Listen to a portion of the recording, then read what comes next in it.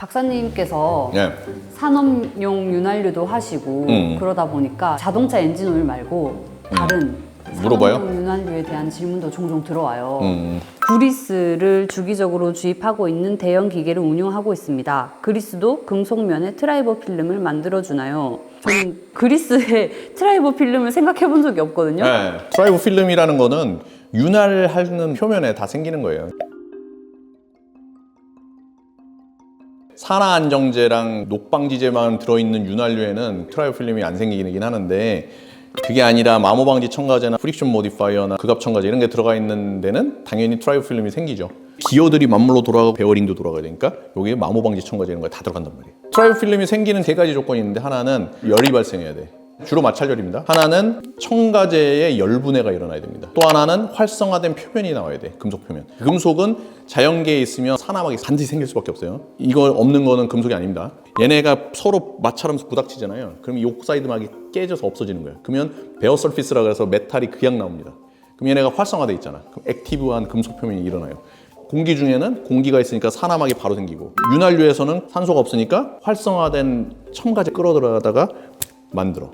요게 트라이버 필름인데, 그리스는 구성 성분이 어떻게 돼 있냐면 증주제라고 있어요. 증주제. 그리스 보면 끈적끈적한 거 있죠. 이게 바로 그 증주제입니다. 거기에 기유와 첨가제 그걸 집어넣는 거예요. 이게 그리스라고 합니다. 베어링이 돌아가면 마찰열이 생길 거 아니에요. 마찰열이 생기니까 열 발생하지. 첨가제 있으니까 열분해되죠.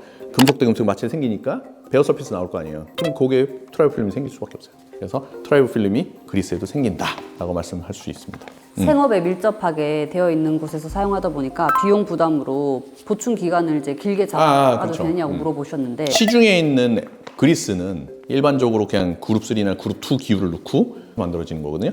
이런 일반의 그리스라면 추천돼 있는 교환주기 그렇게 해서 바꾸시는 게 훨씬 좋습니다.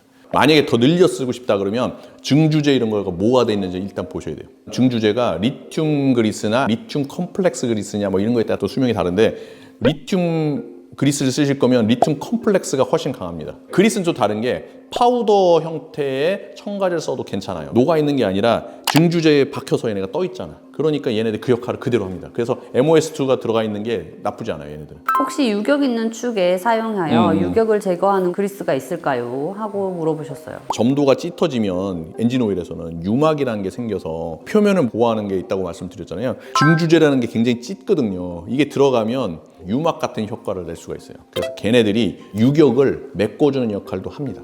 여러분들 구독 누르셨죠? 고속 회전하는 기어박스에 들어가는 기어 오일 중 가스가 안 생기는 기어 오일이 있는 건가요? 기어 오일은 화학 반응이 일어나서 가스가 생기는 건 아닙니다. 기어가 회전하면서 공기가 같이 들어가요. 공기가 같이 들어가면 온도가 올라갑니다. 온도가 올라가면 기체는 팽창해요. 공기방울이 열 팽창에 의해서 터져나가는 것처럼 보이는 게 가스처럼 느껴지는 거예요. 그러면은 이걸 어떻게 해야 됩니까?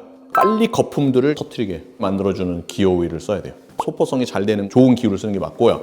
그 다음에 소포제 이런 것들이 있어요. 그런 걸로 인해서 중간중간에 들어가서 그 거품들을 막 깨거든요. 그런 것들도 사용할 수도 있죠. 근데 이제 소포제는 어느 한계 이상 넣으면은 그 먹질 않습니다. 그래서 그거는 되게 소량인데 그렇게 쓰여져 있는 게 대부분이고요. 그래서 기유의 소포성이 얼마나 좋은지 이런 걸 봐야 되는데, 기어 오일 자체를 보게 되면 반드시 소포성에 테스트한 그 결과가 있게 돼 있어요. 개별 비교를 하고 싶으시면 윤활유 회사에 표를 달라고 하셔서 소포성이 이렇게 좋은지 이걸 한번 보시는 게 맞을 것 같다는 생각이 듭니다.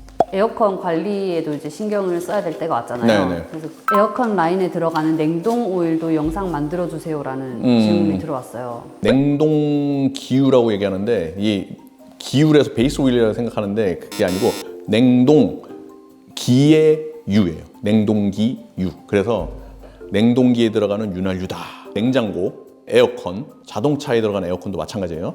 그다음에 공조기 이런 것들, 이게 다 냉동기잖아요. 이게 시키는 원리가 뭐냐면 냉매를 액체 상태로 만들어 버려. 온도를 올리면 기화가 되죠.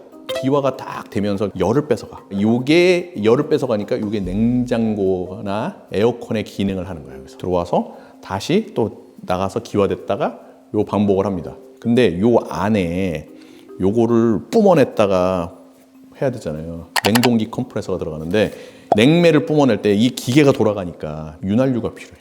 액화됐을 때 윤활유와 액체로 된 냉매가 녹아 들어가 있어요.